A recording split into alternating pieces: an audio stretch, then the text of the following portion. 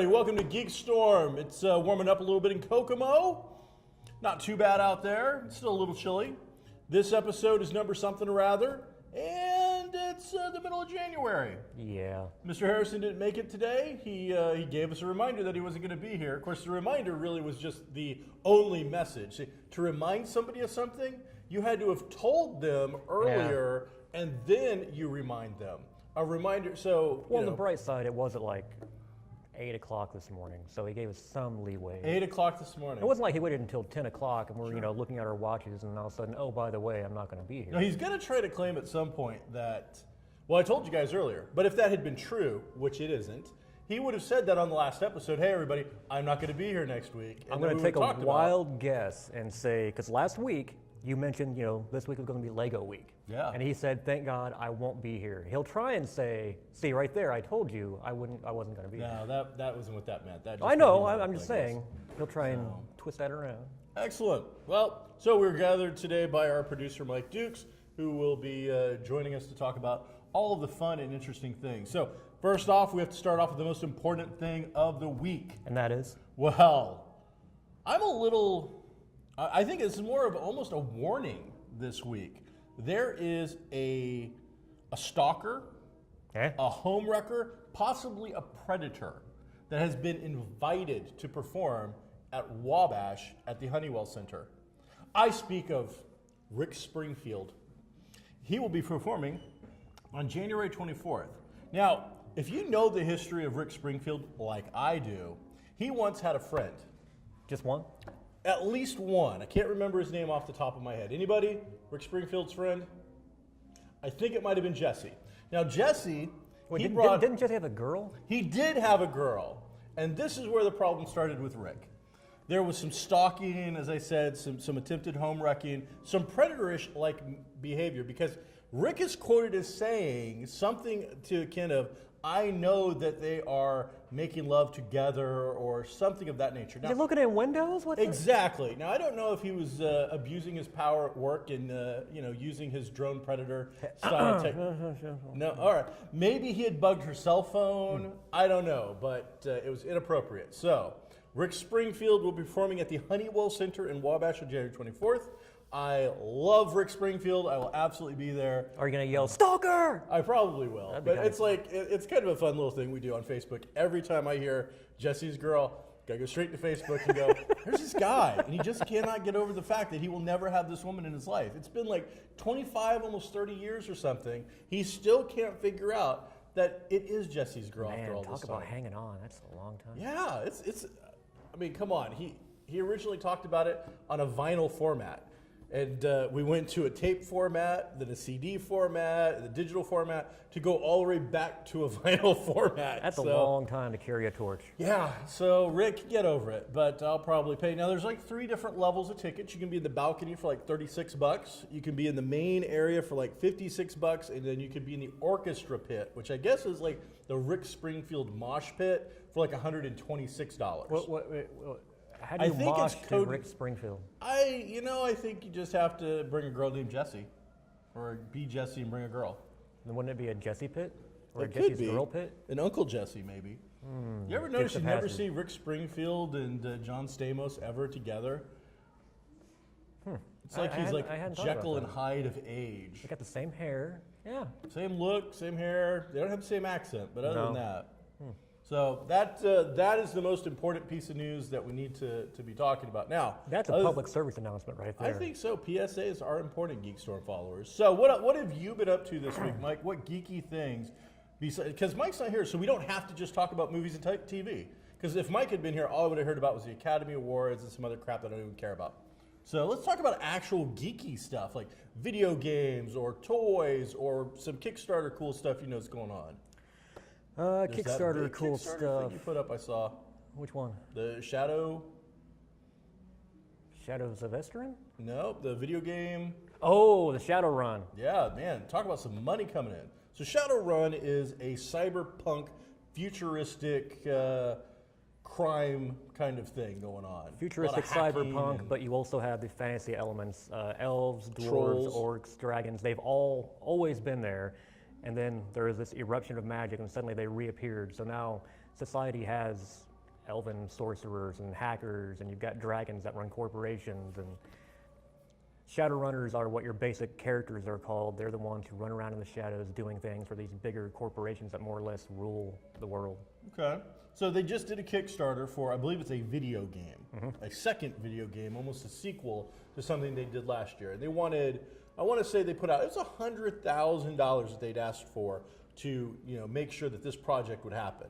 And that happened within how many hours? 5? 5 hours. They had $100,000. Now these Kickstarter projects are run for about a month long to gather. 30 days is generally 30 days. So in 5 hours, they've got $100,000. Any updates on how far they've got so far? I have not looked. I'm kind of afraid to.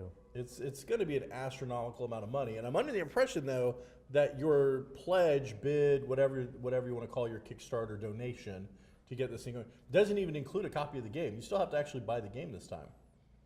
I have not fully checked it out, so I'm not You certain. are killing me. You're usually the Kickstarter guy. You're my go-to for Kickstarter. I more or less put that up for people who I know that are into Shadowrun. I've never been into Shadowrun. That's one of the few genres of role-playing games that has never done it for me. I like D&D. I like the fantasy element. I love Cthulhu stuff. I love mystery stuff. But for some reason, the futuristic cyberpunk, Mad Max kind of stuff, none of those elements have ever come together for me. I can dig the Mad Max stuff, but yeah, the cyberpunk. It'd be like all cars. And that should be a board game or something. I just don't know about an RPG. Car Wars, Steve Jackson Games. There you go. But wasn't that? Yeah, but that was actually cars on a track. So, I think. Yeah. I don't think there was a lot of role playing in it, but No. All right. So that was kind of cool. It was cool. So if you're a cyberpunk fan, a futuristic sci-fi fan, or a Shadowrun fan, here's something for you to check out on Kickstarter if you haven't already seen it. Speaking of Kickstarters, you just recently got your delivery of your Cthulhu. I did. I backed the Warpo company, which is a brand new toy company called Warpo. And they did some Cthulhu-style action figures.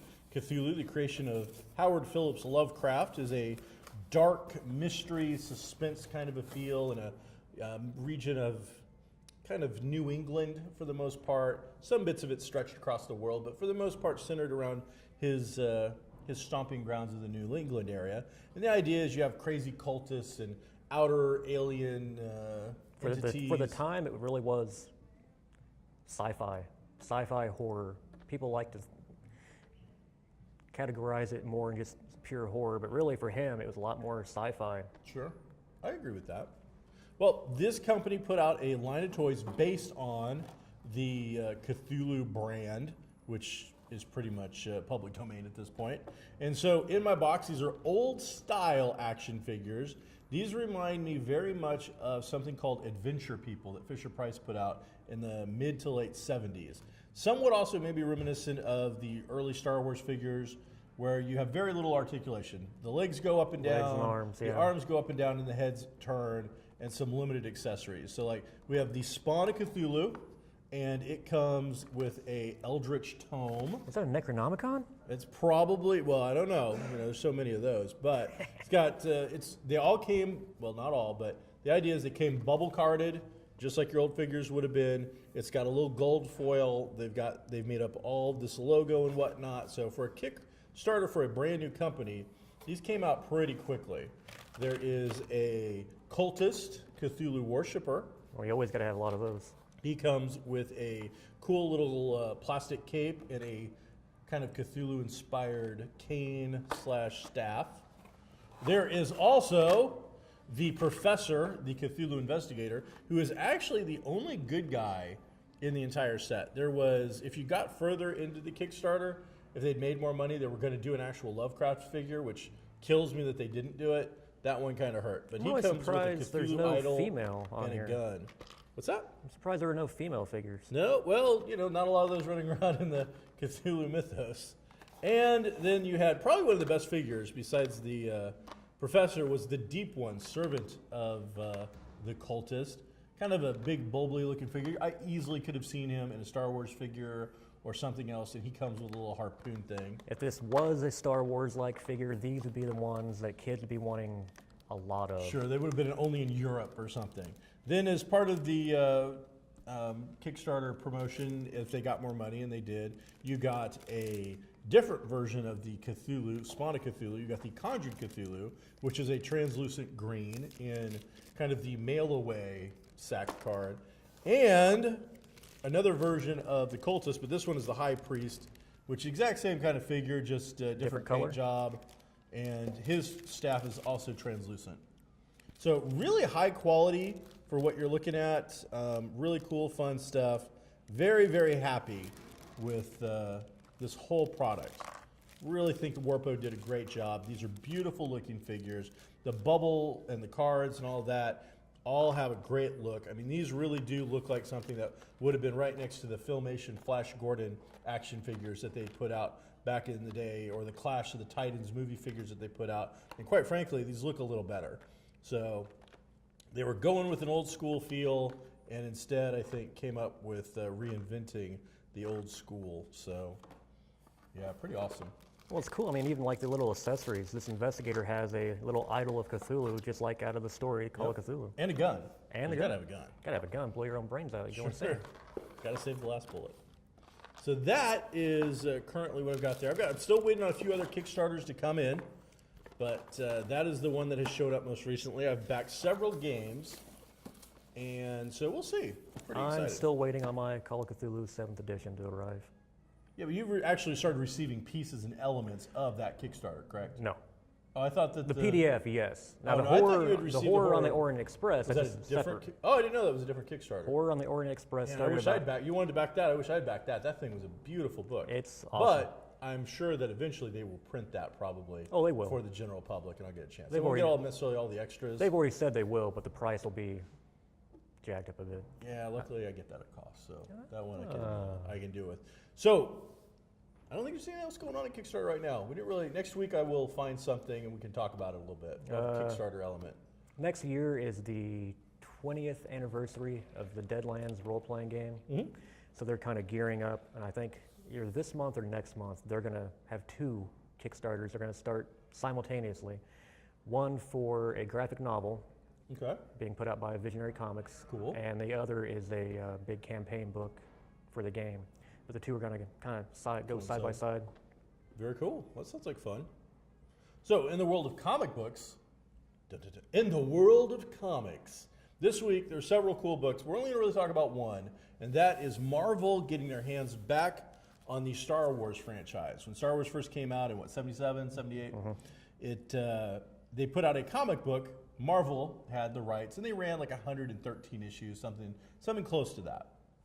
And the first 4 issues basically was a retelling of the movie, and after that, there was no new material, so they started creating their own characters and things of that nature. And one of the characters was a giant green space rabbit. Yep. Now, when we say that, it's like an anamorphic thing. So it was a guy, it looked like a guy, had arms, legs, but then a giant rabbit head that happened to be green. It's like riding around in space with Wilbur. There you go. But everybody, I think, saw this guy, and he was like a bounty hunter or something. He was like Han's friend. I think they hung out until they eventually got rid of him. So Marvel has got back the rights to Star Wars. Now that Walt Disney owns Star Wars and Marvel, they put them all together. It's come back. And the idea, and we'll see if they stick with this, is they've thrown out almost all of the other Star Wars projects. You've got the 6 movies, Clone Wars and Rebels are all canon now. That's all official material. Anything else is pretty much by the wayside. Now, I'm sure they'll pick and choose the elements they want to keep. They have a different redo brand them. for that other stuff. It's called Star Wars Legends. Okay. So it's still going to exist, but it won't be part of official canon. All right. This, I believe, is part of the official canon. Everything going forward, the comics, the video games, the cartoons, the movies, all are live canon. within the thing. So this takes place just a few years after the Return of the Jedi. Not as far as this new movie is going to be. So you've got the characters looking very similar to what you're used to. The artwork by Cassidy is absolutely amazing. It's kind of a double-sized issue. It is beautiful. I'm kind of shocked if it takes place after Return of the Jedi that they chose Luke from the first movie Well, now, for the cover. this is a variant cover. Ah. They did approximately 50 variant covers. So this one actually is Mike Harrison's copy, and he's not here. So I brought it on over to show everybody.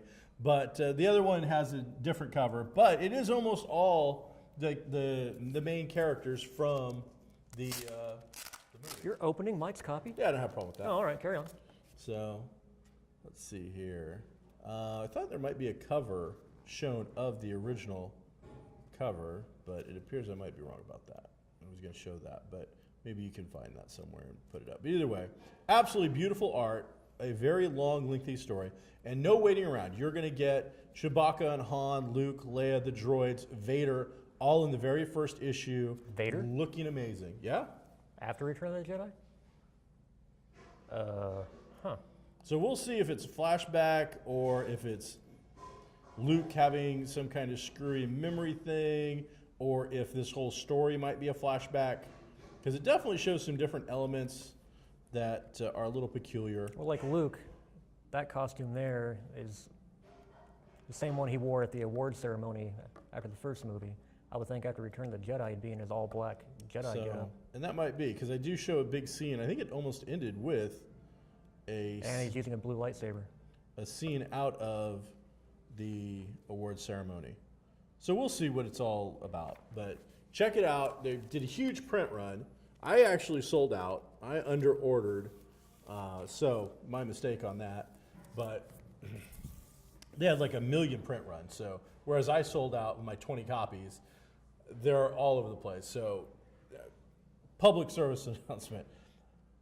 People are very hyped about this book. And if you want it and you're a Star Wars fan, go out and get it. Pay what you feel is fair.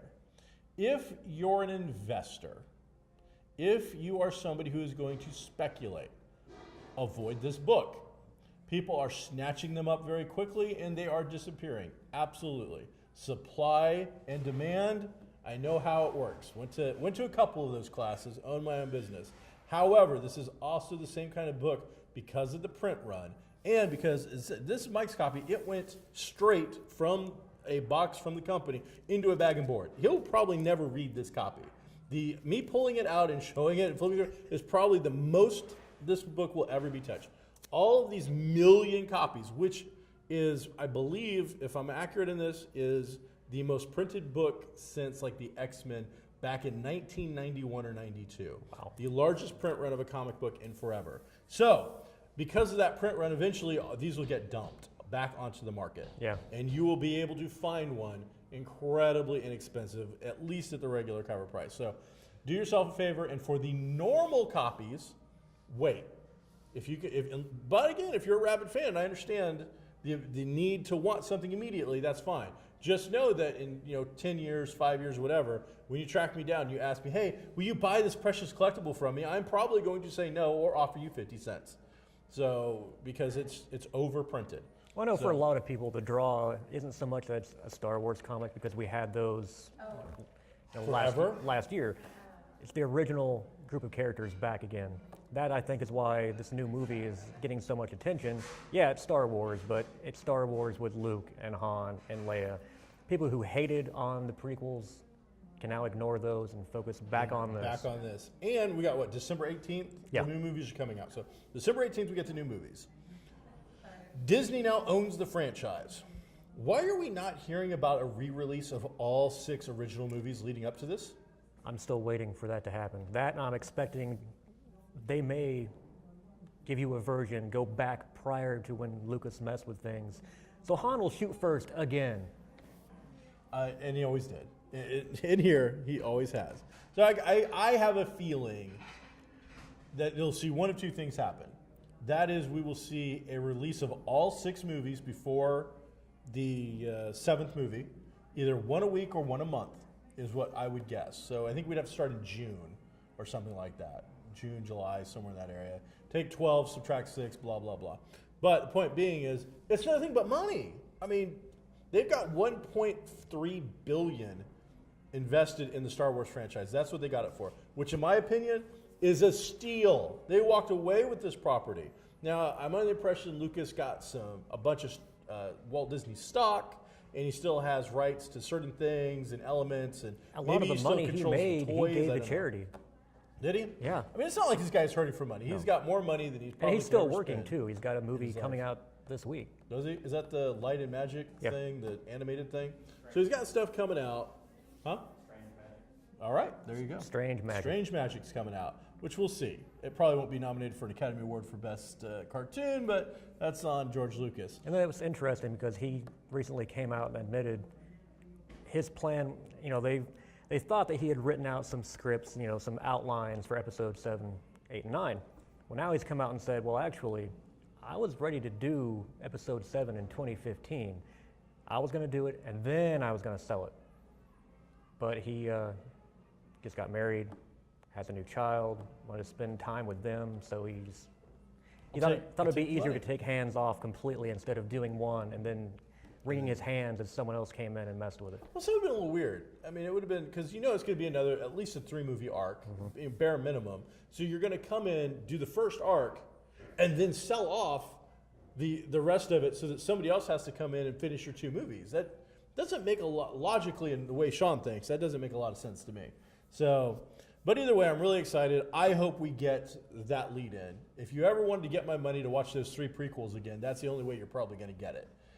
Plus, Disney has that history of re-releasing their classic work for every generation, which comes out to about every 7 years. Yeah. They either put it back in the theater. Now it's gone back on, like, you know, whatever the new medium is, whether it's digital, Blu-ray, whatnot. But the biggest ones go back in the theater for a couple of weeks, which makes them nothing but profit. They've already made all the money on these. The only thing they're out is the advertising. Why would you not do that with Star Wars? Now, you've done a lot of these marathons. I love them. Do you think they'll try and pull that with Star Wars? Have all 6? It would be tough because 7? that's 7 movies. Now, I wouldn't say they wouldn't do it. Well, if you consider how many people have stood in line for like a week to get tickets for a Star Wars movie, I don't see that as being that inconceivable. It definitely could do it, and people would pay, and it would sell out. I mean, around here, maybe not. But if you wanted the more average person to do it, I would not do a 7-movie marathon. Not in one day. That would, I don't even know what time you'd have to start. Do like a weekend thing, maybe 3 That hours. would be. I was going to say, what I would do is I would do 1 week or a weekend, do the first 3 movies on like a Saturday or whatever, and then do the next 3 movies on the next thing, and then go into it. A real marathon for most people, I think, would be episode 4, 5, and 6, followed by 7. 1, 2, and 3, the prequels, as I said, I think the best thing to do is just do 2 marathons. They could do 3 marathons. The first marathon, 1, 2, and 3. The second one, 3, 4, 5, and 6, and then the big boy marathon where you pay $100 and you get a poster and a lanyard and all that other crap, 1 through 7. And if you can sit through 1 through 7 all in one sitting, then you should get an actual like plastic. You should get an award. And that's the fun thing about these is you always get a little bonus. The tickets are always expensive to these marathons. I've been to the Cat Marathon, the Avengers Marathon, the Batman Marathon, and Indiana Jones Marathon. The Hobbit one that they just did, they did a marathon for that. So I've been to several. And you usually get like a cool little exclusive poster and a lanyard that has, I went to the whatever. And the better ones, the best one was Indiana Jones, because the lanyard was shaped like the idol. Thor's was the shield. Or no, I'm sorry, Captain America's was the shield. Thor's was not the hammer. It was just like a picture of the poster or something. The Hobbit was just a picture of like the Hobbit. I agree with you. It should have been a ring for that one. Should have been a ring. So for Star Wars one, it should definitely be the award that Leia gives out at the end of the first movie that Chewbacca got screwed out of. And so that should be, your kind of thing for that. So that is, I believe, and in Lego news, they had a whole new set of Legos, beautiful Star Wars Legos, from regular Legos to Star Wars Rebels-based Legos to the gym in the collection that just came out, because January 1st they just put out a ton of new Legos. The 2,000-piece Slave One with Boba Fett, Han and Carbonite, and for the first time that I'm aware of, a special stand for your Lego Slave One, which will hold it up at the correct angle. So beautiful looking Lego set. It's like 200 bones, but absolutely gorgeous. It's got a good chunk of size to it, a lot of pieces, absolutely beautiful Lego set. Saw it at the Lego store, wanted it so badly, told myself no. I walked away from it. I just finished 16 hours of building a sand crawler. I didn't want to jump into another 10 hours of Slave One. I would love to have a Slave One, but of course I also want the Falcon. I also want the Star Destroyer, the Death Star. The beautiful, beautiful toys. Absolutely fun stuff. So a lot of great stuff going on in Lego. Hopefully we'll have a Lego guest to come in and talk Legos with me here in a week or so. And that'd be cool. We can talk about all the new, because January 1st, it really was crazy. You've got, going into Christmas, you got everybody buying Legos for their kids. January 1st, we were at the store because they relaunched the entire store. The Lego store pretty much got a 95% facelift of all new product. Everywhere you look, they had a new line. So, and we'll get into those new lines here, hopefully before they're old and stale, but some cool stuff going on. I've been playing some a video game. I am now addicted currently to Far Cry 4, which came out in about mid-November. But with the holidays and whatnot, I'm not a guy that can get too heavily wrapped up into something until after that's all said and done. I'm an adult. For those of you who are lucky enough to be able to have that time and be able to play something like this all the way through, man, I'm a little jealous. So today's kind of my day off. After I'm done here, I'm going to go get some lunch. Then I plan on putting about 5 straight hours into playing Far Cry 4. Far Cry 4 is from Ubisoft, the 4th since Far Cry 4 that would make sense. The series. And it is an action-adventure platformer with first-person kind of feel to it. The idea is that you are in the beautiful, probably Southern Asia, of this little world called Kirat, Kirat. And the idea is that you're there, there's a revolution going on, and there's an evil dictator, and you're there to sprinkle the ashes of your mother who's just passed away recently. Her last wish was to be taken back to a specific place in her homeland and have her ashes spread out over Kiat. And so it starts off with this guy named like Pan Min or something like that. Pan Min, I believe. He is the bad guy that you're fighting against. I got a feeling there's going to be a twist ending of some sort. So I think you're related to him. He might be your brother or something of that nature, or an uncle. He's somehow related. I'm almost sure of it. It screams of it as you're playing. But it's going to be perfect for people who love that last Tomb Raider game, the Uncharted game. You're going around exploring, sandbox all the way. It's a pretty expansive world. Massive. Because the commercials I've seen shows you're in the snow, you're in the jungle. Everywhere. Most of it so far I've been in jungle-like environments. Almost all of it so far has been that, kind of almost a Vietnamish like kind of feel to it. Maybe mainland China and certain lower mainland China, as opposed to mountainous mainland China. I don't know. But man, it's so much fun. The idea is you're helping out these rebels, and you have to choose which of the 2 rebel leaders you're going to help out. You're going around finding all the loot and the different relics that are hidden, and lost letters, and burning down propaganda posters or tearing them down while fighting off things. There's a hunting element to it that's a little odd. Your basic setup for your character comes with like 6 different bags, so you can carry all your crap around and all this. Well, it starts off very, very limited. So even your wallet is like, I guess it's like a little kid's Velcro wallet because it doesn't hold much money. And if you want to increase the size of the wallet, you basically have to make a new one and go out and hunt the animals to get the leather to make a holster. So you start off, you can only carry 1 weapon. And as you increase, you'll be able to carry up to 4 weapons. But you have to go out and hunt the animal to get, and each upgrade requires a different animal. So the first one is some fairly poor, go out and kill a pig or something like that. But by the time you're done, it's like now you have to go out and find the demon fish of blah, blah, blah, or the sacred whatever, and the honey badgers. Oh, man, honey badgers are such bastards in this game. Honey badgers and eagles. You feel bad maybe about killing some of the other animals, even though every single one you skin and you take the meat from. They make sure to show. But it's a bloody, gory graphic. You're like, pull out this giant Bowie-looking knife survival thing, and like thunk, and as you do it, just blood splatters the screen. There's droplets everywhere. So it's not for the squeamish. But I'm not a very good video game kind of player, and I've caught on fairly quickly. I'm about 22% through the main campaign, and I spend most of my time just wandering around I've bought maps. One of the things you can upgrade is buy all the maps to all the locations. So my maps now are completely filled out. So like in an area, I can go and find every little thing and kind of circle around or do a pattern and kind of wipe out all the stuff in an area and keep playing the game that way. One thing about Ubisoft, because they're the ones behind Assassin's Creed too. Yep. They're not really difficult games. They're beautiful games. This is, I mean, I do stop occasionally on top of some tall pinnacle and stop. Just look around. And just look at the graphics. Absolutely beautiful. Lots of stealth elements in this game. Speaking of Assassin's Creed, you can do a lot of it with rocket launcher, giant machine gun, explosives, C4, and grenades. Molotov cocktails, all that's in there. But there are certain portions of the game that forces you to do stealth. And you will fail if you are caught or seen. So it slows it down. I love stealth elements. Yeah. I'm not that big a fan of just giant explosions and whatnot, because once we all have the biggest RPG in the game, then we should be able to kill everything and it shouldn't matter. So in this, you're forced to crouch down, hide. There's an element where you throw a rock and it'll distract the guard. One of the best parts about hunting is when you hunt, you pull off the skin, which you use to do these upgrades and other stuff, and you can sell the pelts. You also take a hunk of meat, and it's called bait. And so as I'm sneaking up on Pepper Whistle, getting ready to take out the armed commandos inside it.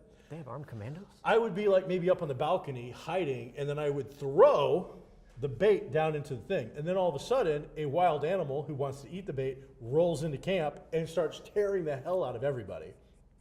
So there's some elements that the bad guys can do to kind of get around it, but the idea is all of a sudden, you know, they're not looking for you. They're dealing with the Bengal tiger that is trying to rip the guy's face off. I threw one in, and all of a sudden a honey badger showed up. And I was like, oh, so sorry. This is going to be bad for you. So, and the honey badger did like wipe out almost the entire camp. I had to go in with a, no joke, an RPG to take out the honey badger after he was done. Sounds like overkill. It was like 4-1, you know, honey badger. The honey badger's like, I'm the king. And then for me, up on top of a building where you couldn't possibly get, be like, you know, target, sighted, honey badger, bam, boom. And of course, and again, the game's pretty graphic. He explodes into like bloody chunks. There's nothing left to go and like actually find to skin. You can use your arrows, and that, if you're using bow and arrow, whatnot, kills them, and you get double the stuff and whatnot. So a lot of fun. I highly recommend it. So I'm looking forward to going and checking it out as soon as we get done here. So have you tried any of the co-op, playing with someone else? I haven't yet. I've got one buddy who's been playing like me a lot, and we both want to get to the point where we don't suck so bad that we screw each other's games up. Because I'm under the impression like he comes into your game. It's not a co-op like hunt kill. It can be, I would imagine, but you can invite somebody into your game, and all of a sudden there's two of you now taking out the honey badger. That's kind of cool. Yeah, I'm really hoping that's accurate, and I'm hearing that correctly. So I haven't used my special code to get my special weapon yet, so maybe today will be the day where I punch in the code and get my Impaler Harpoon gun. That just sounds awesome by itself. It does sound good. So how much time we got left, Mike? How are we doing on time? None? We got no We have time. no How far time. over are we? You're perfect. Oh, we're perfect. Well, according to the producers, that was the perfect episode. So next week, we'll talk to you about where I am in Far Cry 4.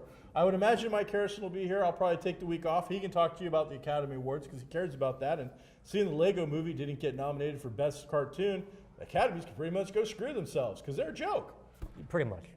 There you go. I'm Sean Hilton. I'm Mike Dukes. And we are the GeekStorm host of the week. Thanks for checking us out. Check us out next week. We're going to talk about some board games as well, hopefully. Shadows of Brimstone. Didn't you say you're not going to be here next week? Well, who knows? I mean, I may or may not be. Eventually, we're going to talk about Shadows of Brimstone because it's an awesome game. All right, there we you may go. just play it. Just hook up a camera, live feed it. It'll be boring for everybody. We'll just have to do some commentary while we play it. It'll be fun. Be groovy, everybody.